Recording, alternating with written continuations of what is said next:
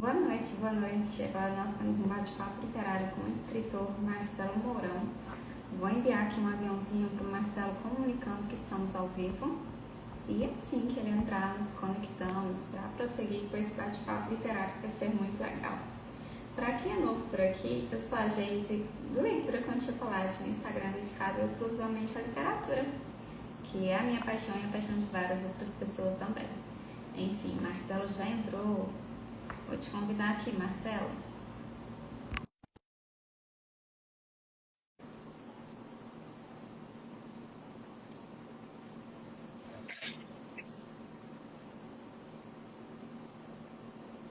Oi, oi, tudo bem? Oi, tudo bom? Tudo jóia. Marcelo, primeiro vou agradecer a sua presença no Leitura com Chocolate, né? Você ter retornado aqui, porque já participou de bate-papo literário com a gente uma vez, ter Sim, retornado aqui para compor o nosso projeto de incentivo à literatura nacional e dessa vez conversar sobre Union, né? O teu lançamento mais recente. Gostaria que você se apresentasse para o nosso público te conhecer melhor. eu sou Marcelo Mourão, trabalho sou professor da rede pública estadual aqui do Rio de Janeiro, dou aula também em universidade, em pós-graduações e sou formado na área de História e de Letras, né?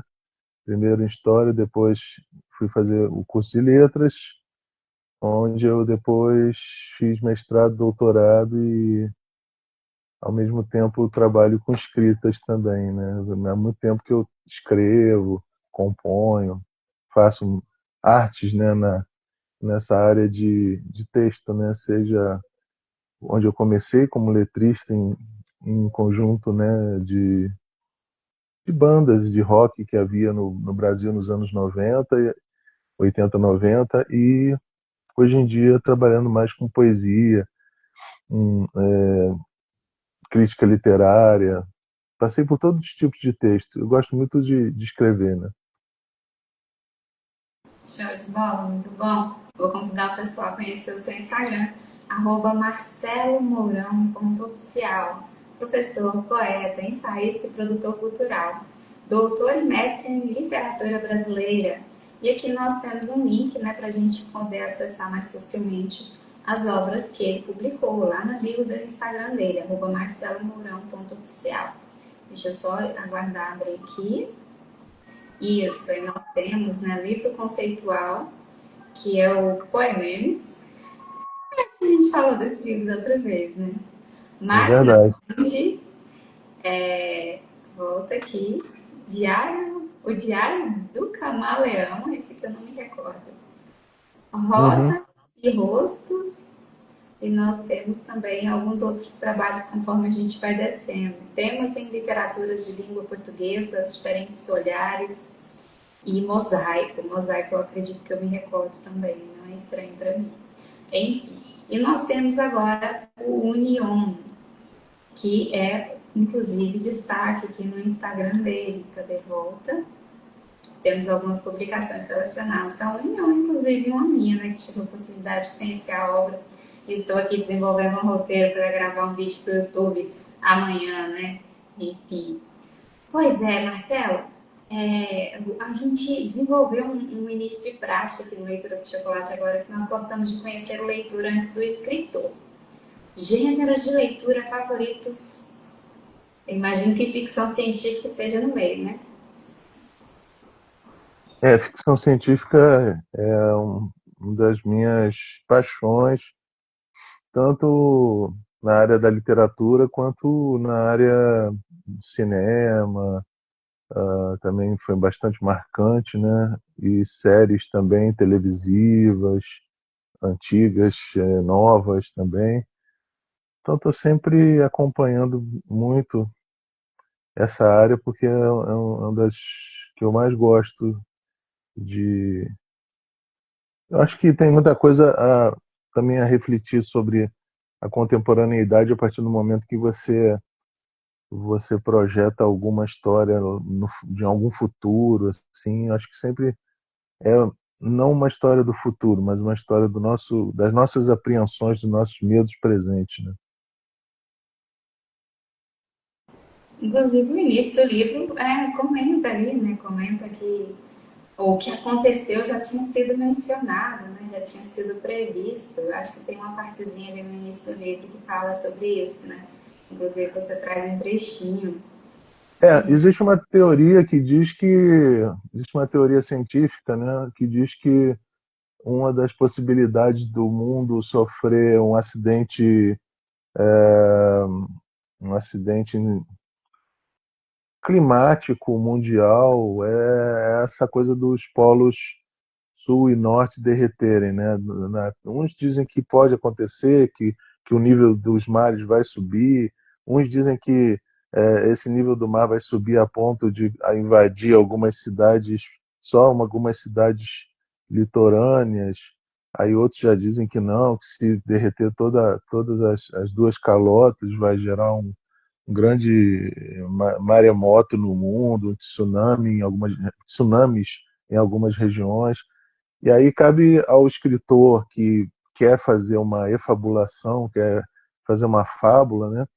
Ele partir para... Porque a gente, enquanto escritor, a gente está interessado em que história a gente vai contar, assim, com que arquétipos a gente vai mexer, como a gente vai contar uma história sem necessariamente ter que estar preso.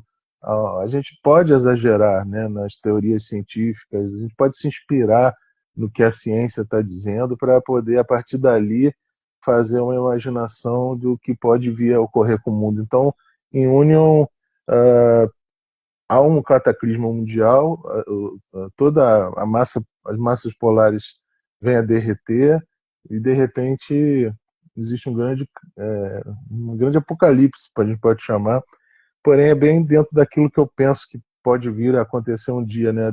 O planeta vai sobreviver e a gente, enquanto humanidade, como é que eu vou te dizer? A gente pode até ser extinto, né? Que muitos até dizem isso. Corrente de pensadores dizem, não, a humanidade passa, mas o planeta não passa. O planeta não tem essa do planeta se partir em dois, de parar o planeta, dele morrer, dele explodir. Não tem. Ele vai, é como um corpo doente, né? E nós seríamos os vírus. Ele vai expelir a humanidade, por mais que a humanidade esteja maltratando o planeta, a gente passa, mas o planeta não passa. No caso de Union, alguns seres humanos sobrevivem, só que sobrevivem, mas ao sobreviverem, eles é um pouco daquilo que a gente dá numa discussão até que se moveu muito na época da, da pandemia, né? Será que depois da pandemia o ser humano melhora, vai ficar melhor, vai aprender com tudo isso, vai se modificar? E eu sempre fui um dos defensores de que a humanidade não ia mudar, ia continuar com a natureza humana dela, né? Daquele jeito, com as invejas, as disputas, as ambições, os medos, né? Não é à toa que Shakespeare vai escrever no século XVI e até hoje a gente está voltando a ele para mencioná-lo, para citá-lo. Então, quer dizer, na medida em que os autores da literatura tocam na questão humana, que é, na minha opinião, uma questão, embora em cada época se apresente de uma forma, há algo de certa forma imutável no humano que me interessa, né? Interessa aos escritores, né? Trabalhar com essas questões, como a inveja nos dias de hoje, como ela se coloca, a ambição nos dias de hoje. Então, quando Union acontece essa catástrofe e só 4 países sobrevivem, né? E, e 3 se unem formando Union e um se nega a se unir, que é a República da Uzulé, existe essa guerra formada. Então, quando o Union começa, a gente para e pensa assim, pô, peraí, o mundo está todo destruído, a água tem que ser fabricada nesse novo mundo de Union, a alimentação tem que ser, a comida tem que ser fabricada, não existe mais como produzir comida natural, vai ter que ser sintetizada, fabricada, e o próprio ar, as pessoas não podem mais sair sem ter o seu tubo de oxigênio fabricado. Então, ar, água, comida, tudo está danificado. E eles ainda estão fazendo guerra, a Usuleia contra a Union, quer dizer, como o ser humano, apesar de estar com tudo arrebentado, tudo destruído, ainda acha espaço para ter ambição, disputa, morte, destruição. Então, assim, a Union debate também a esperança, e no início de Union, a esperança, eu acho que ou ela está rarefeita ou ela está assim, também destruída junto com tudo, sabe? Então, como reconstruir essa esperança? Eu acho que esse é um dos desafios que ao longo do livro os próprios personagens se colocam. Ora, onde está a esperança? Será que podemos ter esperança de acreditar na humanidade? Será que existe algo de bom? E o livro, para mim, escrever ele foi desafiante nesse sentido. Eu pensei, meu Deus, eu vou fazer um livro tão sem, sem esperança no ser humano. Eu falei, não, alguma coisa tem que haver. E no meio desse processo, eu descobri, não, acho que há uns caminhos aí, e só quem vai ler mesmo o Uno vai descobrir que possibilidade de caminhos de esperança para um mundo tão complicado e cada vez mais complexo, né? A gente tem aí hoje em dia como desafio, né? A construção de um mundo cada vez mais complexo, mas ao mesmo tempo a gente tendo que lidar com isso tudo, né? Como é que a gente vai lidar com isso? E isso é papel, acho que, na minha opinião, das distopias, né? Imaginar um mundo até um pouco mais exageradamente cruel, talvez, não sei se está tão cruel quanto a realidade, acho que a realidade até é mais cruel que o Union, mas onde no meio disso tudo, né, dessa dificuldade toda, a distopia se coloca dessa forma, né? É pensar, é refletir sobre esses problemas todos e será que desses problemas a gente pode fazer algo de positivo, né? Isso eu acho que é o principal desafio das distopias. Muito bom, muito bom. É, no início ali a gente tem uma narrativa na perspectiva do Android, né? Como Uhum. que é o nome dele? O nome... Ai, gente, como que é o nome do Android? Peraí que eu vou pegar uma colinha aqui. Galateu. Isso, da Ateu. Aí ele, inclusive, narra, né, sobre a Andraxe, é assim que fala o nome dela? Volta aqui. Andraksha. É porque Isso, é um nome Andraxe. meio inspirado E o avô dela, né? Que é em Cadê o avô dela? Deixa eu achar o nome dele, tá aqui também. Macrolli, Dr. Macrolli. Isso, doutor Macrolli. E aí ele traz para a gente o seguinte, né, a previsão que tinha antes. Presente do futuro, uma catástrofe embrulhada numa hecatombe. Eis o inexorável destino que aguarda os homens. Enfim, ele vem trazendo que o que aconteceu ali no universo de Union, né? Union, Uhum. Union. Union, já Não, tinha sido mas previsto. mas você pode pronunciar união também, porque na verdade essa palavra ela é encontrada no latim, no inglês, quer dizer, é uma palavra transnacional. Então o tipo de pronúncia dela varia mesmo, não tem problema não. Muito bem. E ao mesmo tempo você vem criando uma crítica, né, do aquecimento global, da destruição, dessa sociedade que tanto luta contra si, né, somos todos seres humanos, mas ao mesmo tempo, não nós, né, necessariamente, mas tem pessoas guerreando, né? Tem Uhum, países ali bombardeando uns aos outros, tem pessoas uhum, passando por cima umas das outras ali, né, em prol do dinheiro, em prol do sistema capitalista, enfim, aí você vem trazendo essas críticas, né, dentro da sua distopia, da sua ficção científica aqui poética. O que uhum. surgiu primeiro? Surgiu essa ideia de criar esse universo que tinha sido abalado mundialmente, né, restando somente esses 4 países, ou surgiram, quem sabe, os personagens, o próprio Android ali conversando, né, expondo essa história. Como que nasceu o Union? Olha, sempre toda obra ela nasce de uma microcélula, né, que vai depois ganhando novas células que vão se agrupando e formando tecidos e formando órgãos, quer dizer, é um processo de acúmulo, né? E eu levei 9 anos para ter todas essas ideias. Eu fiz um caderno onde eu anotei, roteirizei, falei, eu quero isso, eu quero aquilo. A princípio, de repente, eu tive milhões de ideias. Eu pensava assim, não, o protagonista vai ser um adolescente, menino, aventureiro, mas o androide vai estar lá fazendo companhia por causa da solidão dele.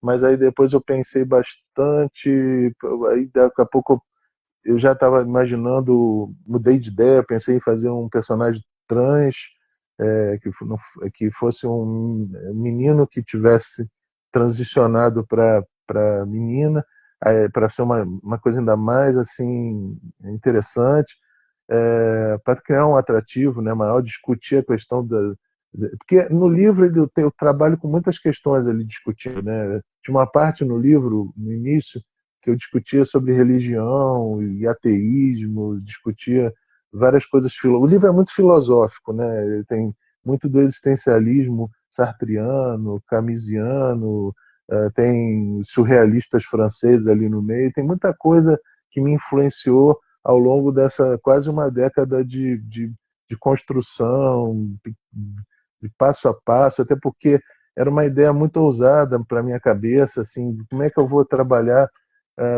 Para mim é um livro de poesia, em primeiro lugar, mas eu não quero fazer um livro de poesia só com poemas. Eu quero os personagens compondo os poemas, eu quero os personagens contando a história a partir dos poemas, e aí vou ter poemas narrativos, aí comecei a ter a ideia de ter outras mídias ajudando, assim, outras formas literárias e artísticas, né, como a história em quadrinho no meio, quando a história cai para a história em quadrinho, que eu queria imagens impactantes ali no meio, e que o livro fosse sensorial também, quer dizer, eu queria muitas coisas do livro, eu não queria que fosse apenas mais um livro de poemas.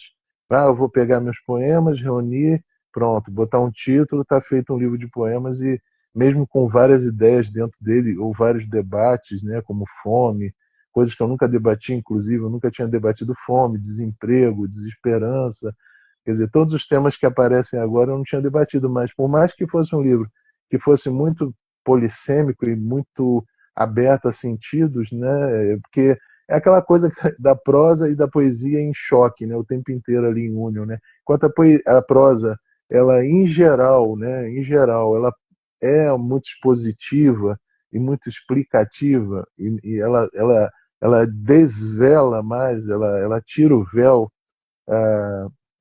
do, das coisas, né? Ela elucida mais, muitas das vezes. A poesia não, a poesia ela joga cada vez mais véus e trata das coisas polissêmicas. E são duas formas de escrita que estão o tempo inteiro em choque e conflito, mas que eu procurei harmonizar numa lógica meio que na época para mim me soava meio doido e eu não sabia como fazer. Até saber como fazer levou um tempo, como costurar, como não tirar o encanto, como a prosa não soterrar a poesia, quer dizer, não ficar a prosa mais forte do que a poesia no livro e superar, já que eu queria um livro de poemas, eu não queria um livro de prosa, mas eu precisava muito, muito, muito, muito ter uma fábula, que eu tivesse uma fábula onde aqueles poemas soassem mais doloridos. Bom, se um poema é, como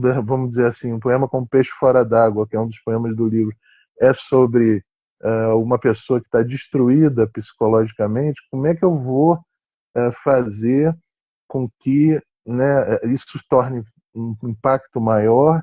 Eu preciso que tenha um personagem que está vivendo uma situação de limite, de extrema solidão, que perdeu o avô. Aí esse personagem se ele surge amparando esse poema, né, justificando de alguma forma e mostrando para o leitor que a poesia é um momento que você precisa ali estar se agarrando às palavras, né, como Freud já disse muitas das vezes, e Saussure também, Fernando Saussure, que diz, bom, quando você joga para o reino das palavras, os teus pensamentos, você está ordenando o que está na tua cabeça. Você dá, por exemplo, na linha psicanalítica, Freud diz, ora, a cura pela fala, né? Porque Freud instaura a psicologia e fala, olha, a psicologia é a cura pela fala. Porque a fala é muito importante. Organizar o que está me machucando e colocar para fora de alguma maneira isso que está me machucando é uma forma de tentar me curar. A poesia também tem seu lado balsâmico, terapêutico, E o que a Andracha faz na agonia que ela está ali, né, de solidão, de perda do avô, de vontade de ter o avô de volta de alguma maneira que seja, né, um luto nela que ela vive, de ter perdido ele de uma maneira tão agressiva, cruel, né, que foi um assassinato de Estado, né, o avô morre bom, não vou revelar, mas ele acaba morrendo, e aí precisa ler o livro para saber como é que ele morreu, mas ela está vivendo uma angústia tão pesada que nem ter construído o Galateu, né, o robô, fez ela, sei lá, matar essa solidão. E aí ela tem uma outra ideia: bom, como é que eu vou fazer para resgatar, para fazer essa dor diminuir? E aí ela tem uma grande ideia que empurra ela no livro até o desfecho do livro, mas é o tempo inteiro ela tentando se expressar, ou através do poema, ou através de atitudes, ou esse diálogo com o robô. Então tem muito do psicanalítico ali também, né? Como eu vou pegar a minha dor e transformar ou em ato, ou em palavra, ou até em silêncio também, porque há momentos de silêncio do personagem também, né? Então são todas essas discussões que estão ali presentes, é o que eu quis muito que tivesse, né? Não, e os poemas só, na minha opinião, não dariam conta disso tudo, não. Acho que tinha que ter mesmo esse cenário, esses personagens, para dar colorido ainda maior aos textos poéticos, né? Sim, eles conectam, né? Eles vão conectando, né? E nos conduzindo, embora os poemas sejam, sim, a grande maioria da obra, né? Você inclusive mencionou o poema, mencionou a questão da fome, né? Nós temos o poema Desconectados, né? A fome tem nome, sobrenome, e não esconde seus rostos. É letreiro de neon piscando por toda parte, o tempo todo. É nós, aqueles que ainda comem. Seguimos sonâmbulos, placidamente viajando em nossas telas de computadores. Enfim, nós temos aqui, né? Esse aqui compõe a arca do Dr. Macrolli, né? E eu fiquei curiosa, por que a arca do Dr. Macrolli? Por que o compilado de poemas dele tem esse título, o capítulo que apresenta esse compilado de poemas dele? Olha, na verdade, eu usei a palavra, quando a Andracha fala para o Galateu, ó, vamos dar uma lida aqui para matar um pouco da saudade e aprender com as palavras do meu avô, que universo é esse onde a gente está, né? Que união é esse que a gente vive? E vamos rever as palavras do meu avô no baú, que ele cheio de papéis, que ele datilografou, né? Ele datilografa mesmo. Ele, eu não coloco o século em que a história se passa, né? Mas é um século bem lá na frente, né? O avô tinha vamos dizer assim, costume, essa interessidade de ter uma máquina de escrever. E ele digitava, ele datilografava os poemas, e aí ela vai reler com o robô todo esse material deixado pelo menos grande parte do material deixado pelo avô no baú. Só que na hora de fazer, ao invés de botar iniciar esse capítulo chamando o capítulo de O Baú do Dr. Macrolli, eu achei mais instigante colocar a arca do Dr. Macrolli, porque a arca tem sentidos abertos, né? A arca é também baú, a arca é aquela, por exemplo, quando o Monteiro Lobato tem as memórias da Emília, ele chama de a arca, né, da Emília, onde ela guarda as coisinhas dela, né, a tesoura de uma perna só, o diário dela que ela escreve. Então a arca também é baú, também é é o cofre, né, onde guarda coisas preciosas. Mas ao mesmo tempo, a arca remete à arca de Noé, né, que é a sobrevivência dos animais, tudo aquilo que se quis que sobrevivesse quando houve o dilúvio. E como o livro brinca também com essa coisa do arquétipo do dilúvio, né? Essa coisa da, dessa narrativa antiquíssima, que é a narrativa diluviana, né? É anterior à própria Bíblia. A Bíblia ela bebe, né, nos mitos sumérios, babilônicos. Então, é tão antiga essa coisa do dilúvio, da catástrofe mundial, e Union tem essa catástrofe mundial diluviana, como é que eu vou te dizer? Foi interessante jogar com esses sentidos, ou seja, é o baú do avô, mas é também aonde as palavras do avô sobreviveram, quer dizer, como se fossem animais da Arca de Noé.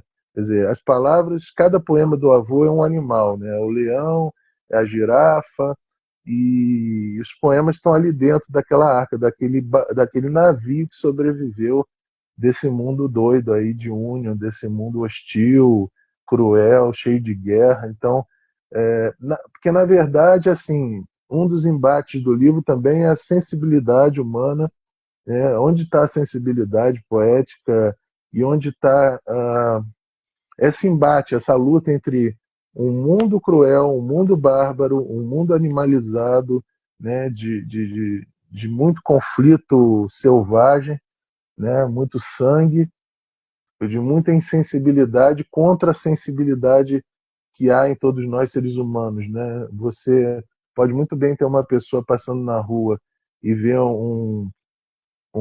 uma cena muito triste e a pessoa não se tocar, não está nem aí, aquilo não diz nada a ela, como você pode também ter uma pessoa, outra passando e falar, poxa, se compadecer da dor do outro, ter uma empatia, se ajoelhar perto da pessoa e dizer, você está precisando de quê? De comida, de água? Quer dizer, tem esse choque também no livro, quer dizer, dessa ala de pessoas que estão desumanizadas, né? Isso na história em quadrinho a gente percebe muito quando existe ali uns desenhos assim de certas monstruosidades. Você vê como certas pessoas abdicaram, né? Até tem um poema chamado Ex-Humanos, né? Já não são mais humanos, mas deixaram de ser humanos e pessoas que ainda estão buscando esse humanismo, essa empatia ao próximo. Então o livro inteiro é isso. De um lado, a poesia pode ser o caminho da sensibilidade, de tocar as pessoas e de dizer, olha, no mundo não é só dinheiro, o mundo não é só isso, há valores mais, sei lá, válidos, legais, vamos tentar um outro caminho. Há pessoas com essa sensibilidade muito aguçada e há pessoas que realmente quer mais é guerra, quer mais é conquistar, o dinheiro é tudo e vamos que vamos e isso aí é bobagem, isso aí é romantismo de poeta. Então esse choque também está presente no livro. Os artistas são românticos mesmo e tá tudo bem, né? São românticos e Aham. sensíveis, enfim. Quando eu li, né, a hora que eu iniciei o capítulo A do Dr. Macrolli, aí eu, como assim? Pensei, né? Conforme eu finalizei o capítulo, né, que daí entrou já nos quadrinhos, eu tive essa percepção, né? Então, é o legado que ele deixou, né? O que foi salvo, né? As palavras dele, o legado que ficou para a neta dele, né? Enfim, eu tive essa percepção. E aí os quadrinhos são altamente impactantes, né? Porque você sai ali daqueles poemas que carregam tanta sensibilidade e às vezes revolta também, né, do Dr. Macrolli, e se depara com aquelas imagens intensas, chocantes, né? Eu fiquei um pouco chocada, confesso, com relação a essas primeiras imagens aqui que nós temos depois que toca a sirene ali, né? Toca a sirene e o teatro começa. Enfim, eu fiquei bem chocada mesmo, são bem intensas, né? Enfim, não vou É, dar spoiler pro pessoal, deixa eles lerem. E aí depois nós temos, claro, né, filho de peixe, peixinho é, neta de peixe, peixinho é, nós temos os poemas da Andraxca. Andrakisha. Andraxa, é chá, gente, chá, lembra de chá, tomar um chá. Andraxa, Esse, Andraxa. esse nome não existe, né? Esse nome não existe. Eu, modéstia à parte, criei. Pô, assim, foi uma intuição, uma coisa vinda, sei lá de onde, né? Tem gente que acredita que pode ser uma experiência espiritual, mas esse nome me foi soprado aos ouvidos, ou minha cabeça deu um estalo, assim, numa outra experiência de escrita poética. Esse era um outro personagem, um outro poema, e aí esse nome, depois eu fui ver que esse nome não existe. Esse nome é completamente ou veio, sei lá de onde que veio, mas me veio até mim, né? Tem pessoas que vão dizer, não, mas não é você que escreve, né? São espíritos que te colocam inspirações, não sei, que eu não sei, eu só sei que de alguma forma, depois eu fui ver, não existe esse nome, mas tem assim, eu fui, eu acho que tem alguma influência eslava, talvez, nesse nome. Como o livro ele tem muitos idiomas dentro dele, né? Tem espanhol, tem português, tem inglês, coisas escritas em inglês. Então, assim, eu quis mesmo que o livro não fosse assim, não estou falando de Brasil, estou falando de uma questão mundial, né? Independentemente, que união é esse, né? Onde é que seria esse união? Tem gente que já me perguntou, mas, poxa, se o mundo realmente transbordasse as águas e degelasse as águas do Polo Norte e Sul, você sabe a probabilidade de qual terra sobreviveria? Existe algum lugar no planeta que o relevo é maior do que das outras nações? Eu falei, olha, existe uma teoria científica que eu pesquisei também, que diz que o Oriente, a parte oriental ali, Índia, China e tudo, seria a parte mais provável de sobrevivência se houvesse uma inundação mundial mesmo com essa grande massa hídrica, né?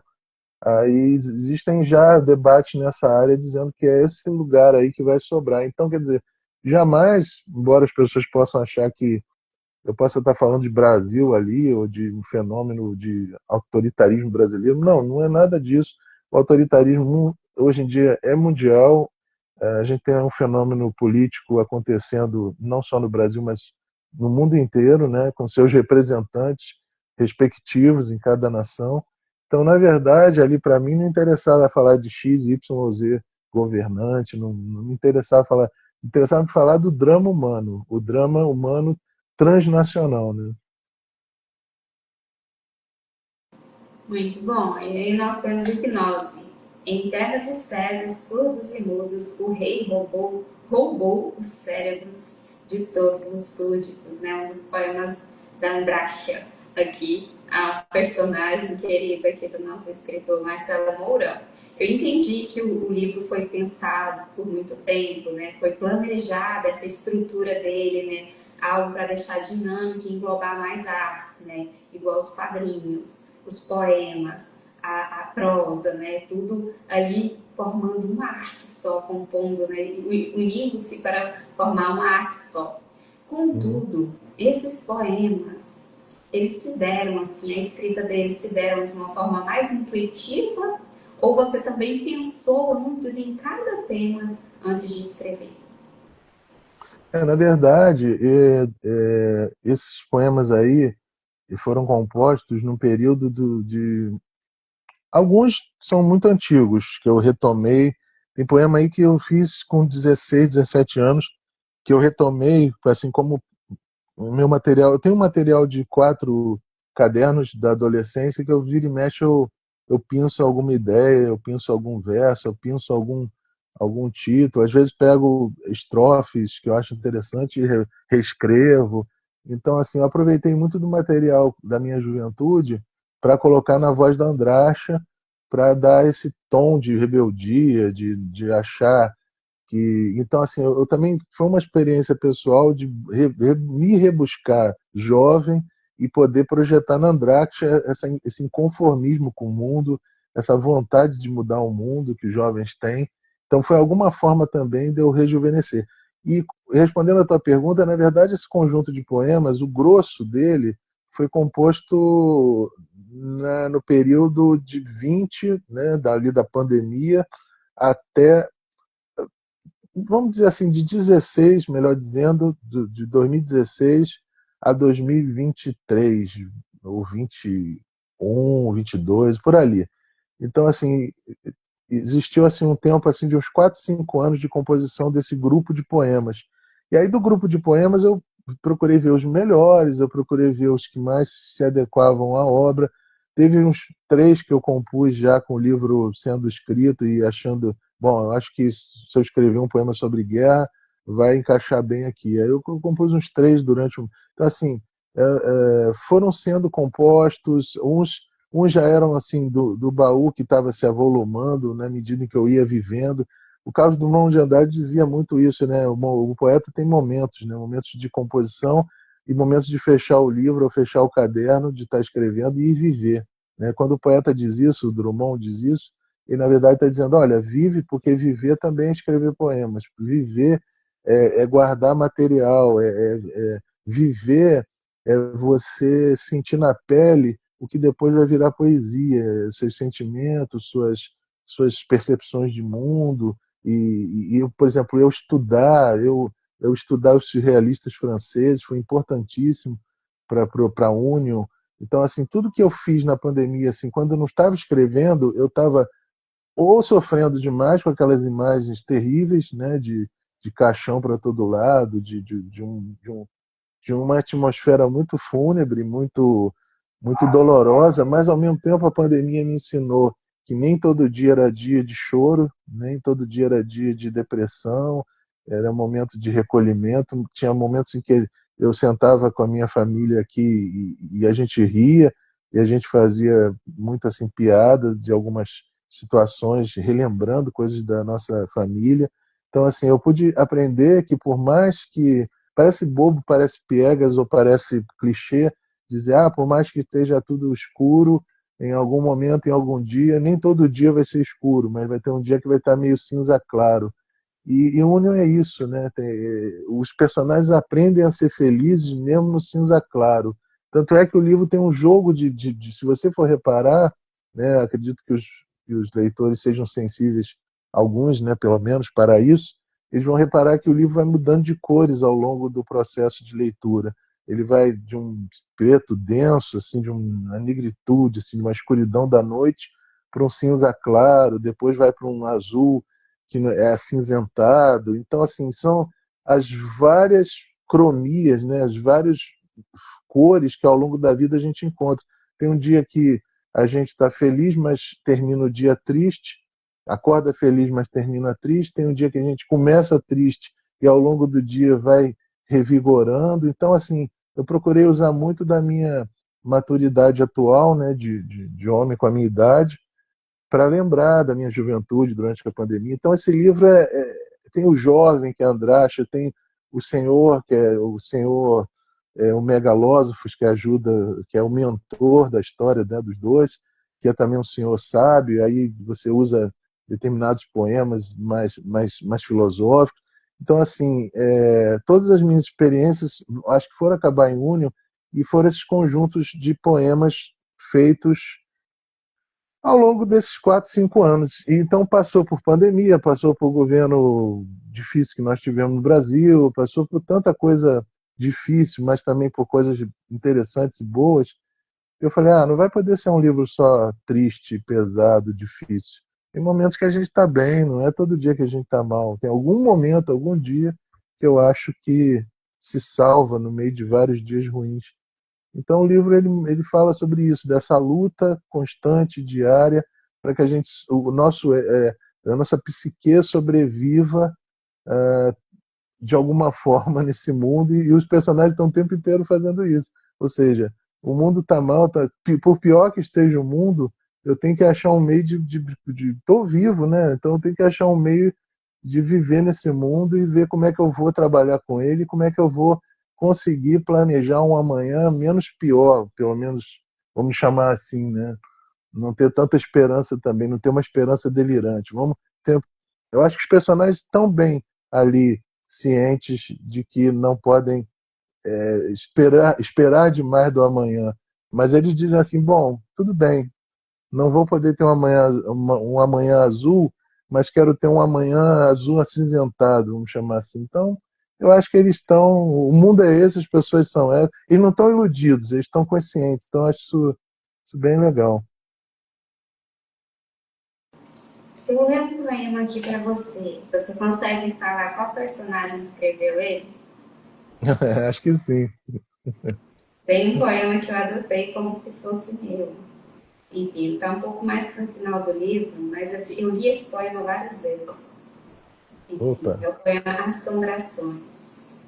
Os homens sempre tiveram medo de espíritos, sejam eles mortos, sejam eles vivos, que ousam voar livres. Qual personagem escreveu o poema que foi adotado por mim? Adotei ele, adotei pra mim. Ah, que legal. Esse é do Megalo, do Megalósofos, que ele coloca, ele grafita, o drone grafita numa das paredes lá, enquanto está havendo a festa lá de comemoração dos 50 anos da União. Isso mesmo, dele, tá certinho. Ah, eu também não tinha que ter falado se estava no final, né? Eu fui falar que estava no final, talvez você não ia lembrar. Não Mas tem ia lembrar problema, não assim. tem problema Ai, não. Mas eu muito bom.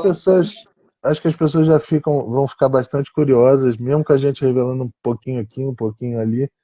Mas eu acho que dá para ficar curioso e querer conhecer essa história e ver como é que esses temas vão se desenrolando de uma maneira muito dramática, mas ao mesmo tempo também alguns momentos são de leveza, né? Mas Sim, engraçado é um esse livro poema. muito. Embora tenha assim questões impactantes, reflexivas, né, algumas um pouco melancólicas, né, e outras não, outras mais animadas, né, como você mesmo disse, é um Uhum, livro com leitura tranquila, na questão de não ser monótono, porque tem dinâmica, né, tem dinamismo, né, tem imagens, tem versos compostos de formas diferentes, tem a arca do Dr. Macrolli ali, onde nós literalmente vemos as folhas velhas ditadinhas, né? Então, é um livro muito visual e rápido de ler, porque a narrativa também não se estende muito, né? A prosa não se estende, logo nós já nos deparamos com os poemas, né? Com os versos ali que você vai apresentando para gente conforme os E, a, personagens. É muito, e, a, inten- muito e a interessante. intenção, desculpa eu te cortar, a intenção também era dar esse sentido de sensorial à história, quer dizer, você poder fazer uma imersão na história, um mergulho na história muito de cabeça.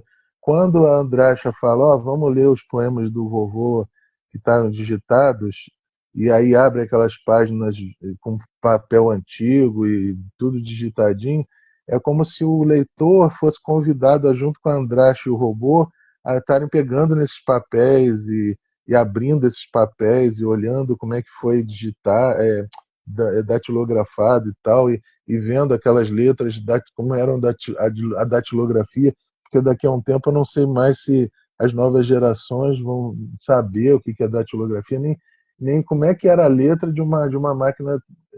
Então, assim, o livro é o tempo inteiro causando essa impressão de estar tentando fazer o leitor estar grudado, preso, puxando o leitor. Não, vem para cá, vamos olhar, olha como é que era essa letra.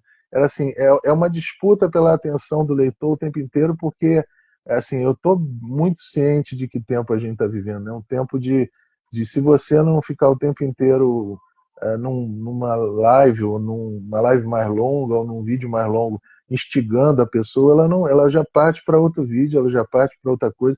Então, o livro ele tenta até porque eu também não gosto de monotonia, né? Eu tenho que ser franco também, ser sincero. Eu acho que o livro ele tenta o tempo inteiro não ser monótono, porque realmente é esse turbilhão também de uma história contada de uma forma aventuresca, quer dizer, uma aventura sucede a outra, que sucede a outra e que está costurada em outra, uma fala, um personagem dá uma fala, daqui a pouco essa fala é o início de um poema, daqui a pouco o fim do poema é o início da fala de um, quer dizer, é o tempo inteiro não deixando o leitor dormir ou sossegar, porque realmente era essa a intenção, né? Causar também esse mergulho sensorial do leitor dentro das páginas, quer dizer, se sentir ali. Se eu pudesse botar perfume nas páginas, assim, esse é o perfume da Andrácia, esse era, seria bacana, seria interessante, mas não cheguei a esse ponto, esse nível de sofisticação, não, de sutileza e sofisticação. Não. Mas o livro ficou lindo, né? Eu fico imaginando a gente presenteando as pessoas com esse livro, né? A pessoa vai dar aquela folheada padrão que dá, né? Ué, como assim? Esse livro é diferente. Já vai pensar, né? Não, esse livro é diferente, né? Porque tem Uhum, imagens, né? Tem essa questão sensorial, né? Inicialmente com os poemas do Dr. Macrolli e depois com os quadrinhos, com as imagens, enfim, ilustrações também que não estão exatamente no quadrinho, nos quadrinhos, né? E os uhum, poemas né? A narrativa, a estrutura de poema mesmo, a narrativa de estrutura em prosa. Então a pessoa vai perceber que é diferente e já desperta uma curiosidade. Oh, mas como assim? Parece que eu nunca vi um livro assim, nunca vi, quero entender mais, quero ler isso aqui, o que está contando, né? E aí você vai desenvolvendo, né, a narrativa e apresentando os poemas, desenvolvendo a narrativa e apresentando os poemas para a gente, né? Não só os poemas, as ilustrações também. Como que foram compostas essas ilustrações? Você deixou para a liberdade do artista ou você deu umas sacadas para ele, mais ou menos, do que você queria? Olha, a gente ficou uns 6 meses trabalhando junto. Era para ser só 2 meses trabalhando, nós ficamos 6, ficamos triplo. Eu e o Felipe Stephanie, né? Eu falava Stefania, é Stephanie. E ficamos super amigos.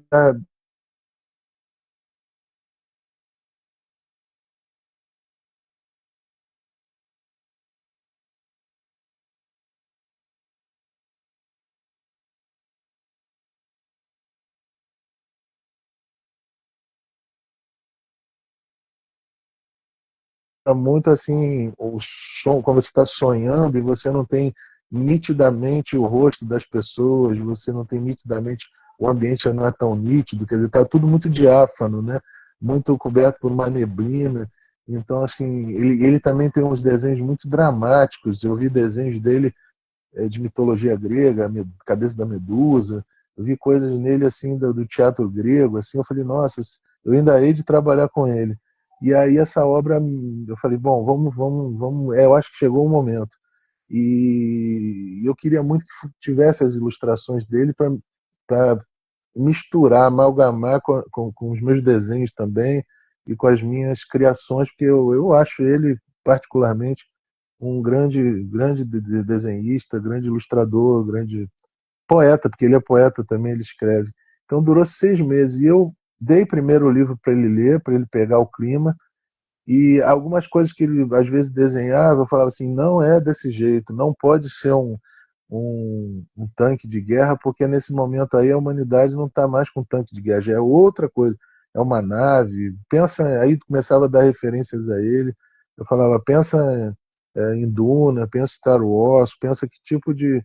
Mas sem copiar, sem copiar alguma arma específica desses. Tenta criar uma arma nova, tenta criar uma roupa nova para os personagens e pode até mesclar uma coisa aqui, uma inspiração aqui, outra ali.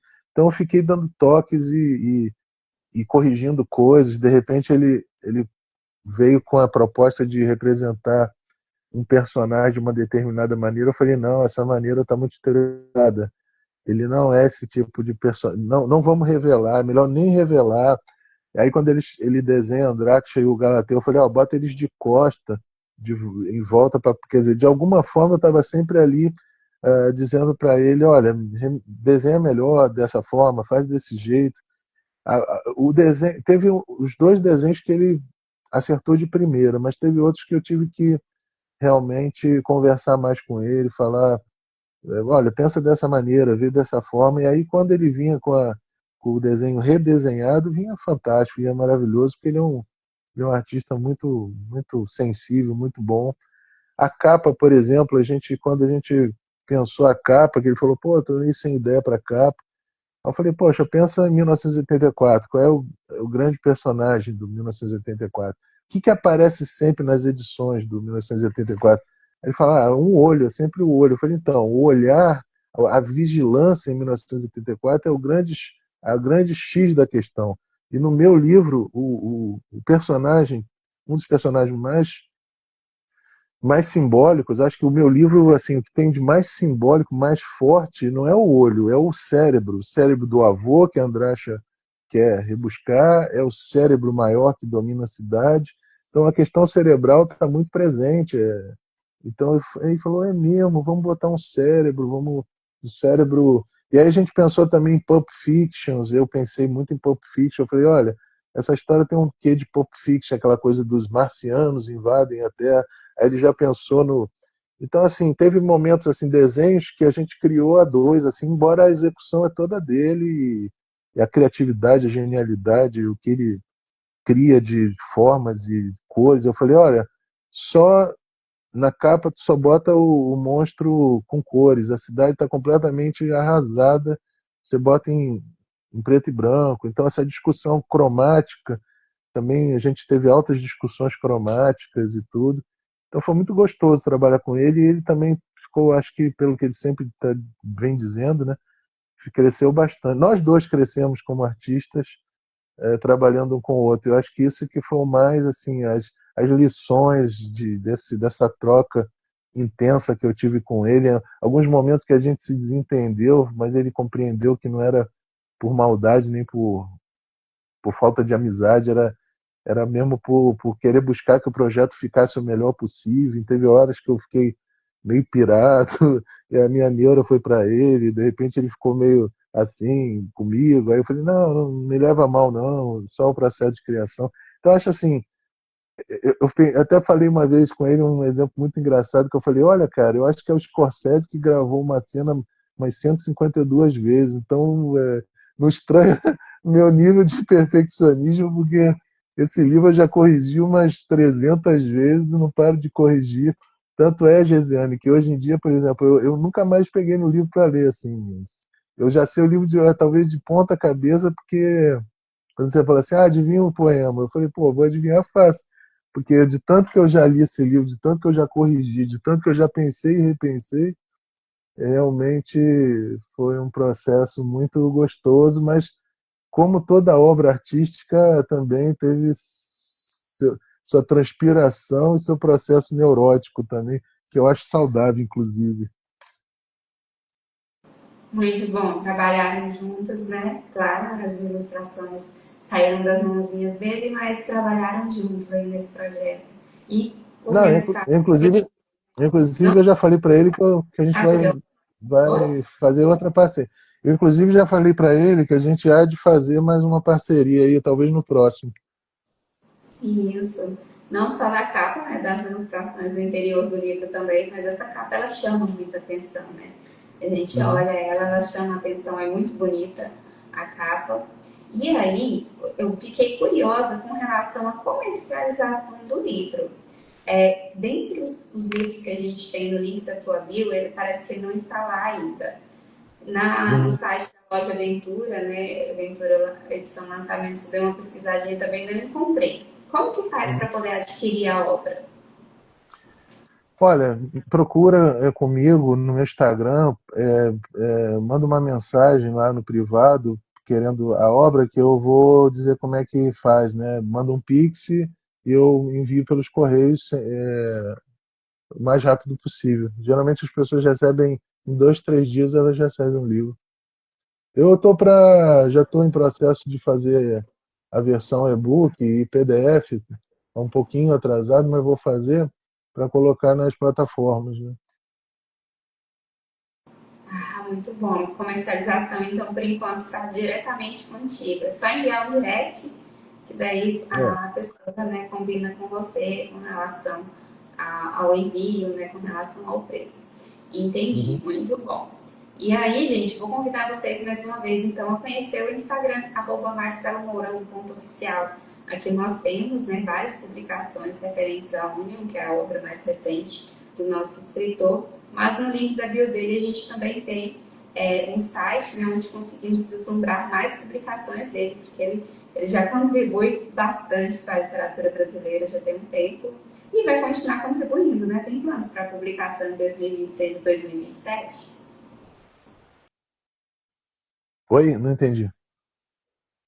Você tem planos para publicações em 2026 e 2027? Em 2026, tá, já estou assim engatilhado de lançar os 50 melhores poemas, que eu acho que chegou um momento agora do quarto livro, já está lançado, e eu estou com quase 300 poemas publicados já em 4 livros diferentes, né? Então eu acho que chegou o momento de fazer uma antologia dos 50 poemas que eu acho mais interessantes dos 4 livros, né? Então isso deve sair em 26. Em 27 deve sair, com toda certeza, o meu quarto livro de crítica literária, que ainda está sem nome. Tinha um nome, mas eu vou mudar.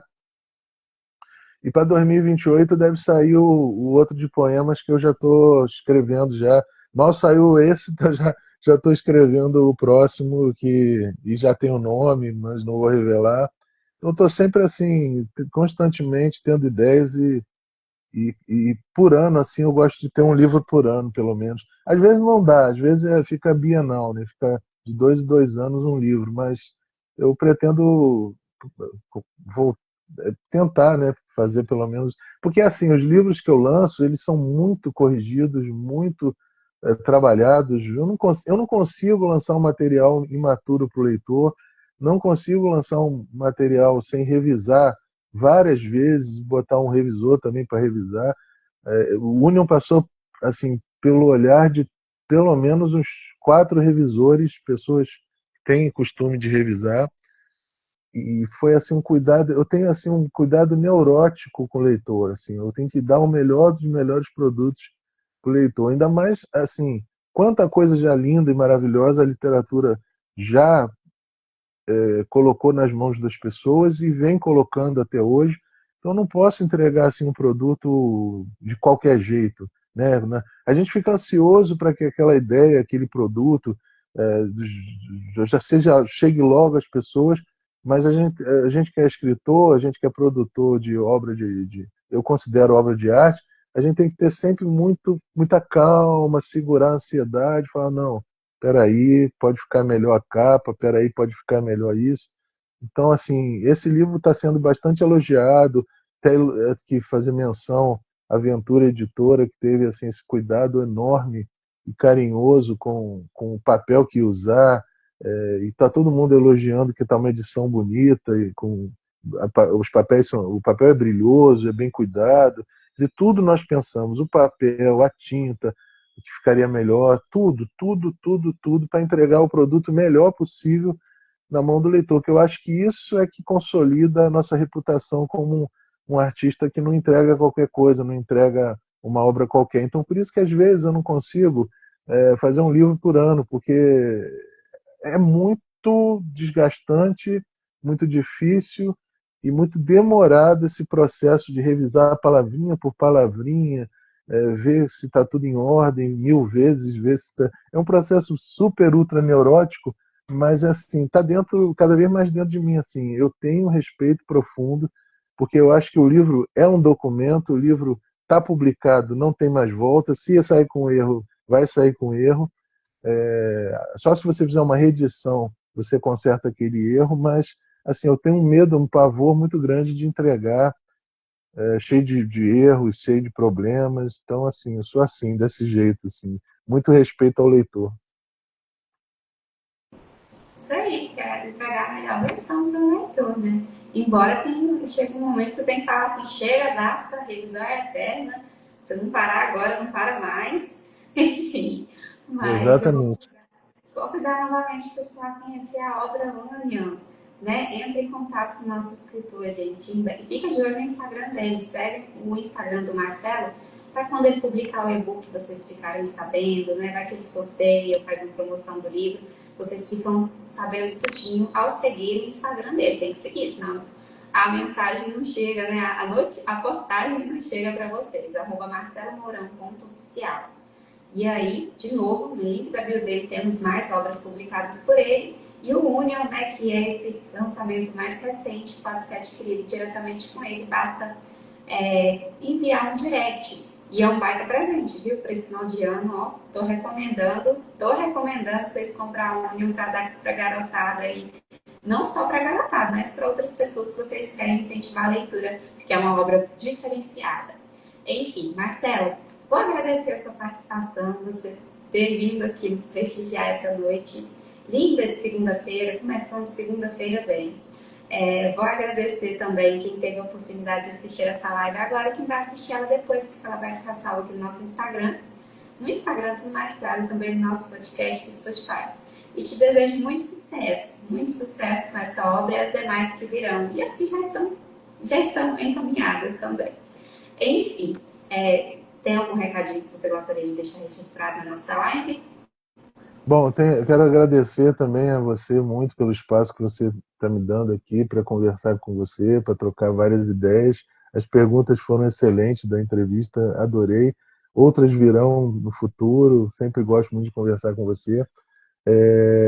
Agradecer também a quem veio aqui assistir, agradecer quem vai assistir depois, a todos os nossos ouvintes e espectadores aí que estão nos vendo ou nos escutando. Agradecer e dizer que é muito bacana o trabalho que você faz no Leitura com Chocolate, que é assim fundamental você divulgar livros e discutir ideias e botar para frente todas essas ideias, esses autores, esses livros, cada um com as suas propostas e tudo. Eu fico encantadíssimo e eu sou, você sabe bem, não só um fã do seu trabalho, mas também eu vou acompanhando sempre o que você vem fazendo e assisto sempre que eu posso as entrevistas com os vários autores aí. Agradecer a minha editora, Ventura Editora, que deu um maior apoio para mim. Agradecer a todos os artistas envolvidos nessa obra,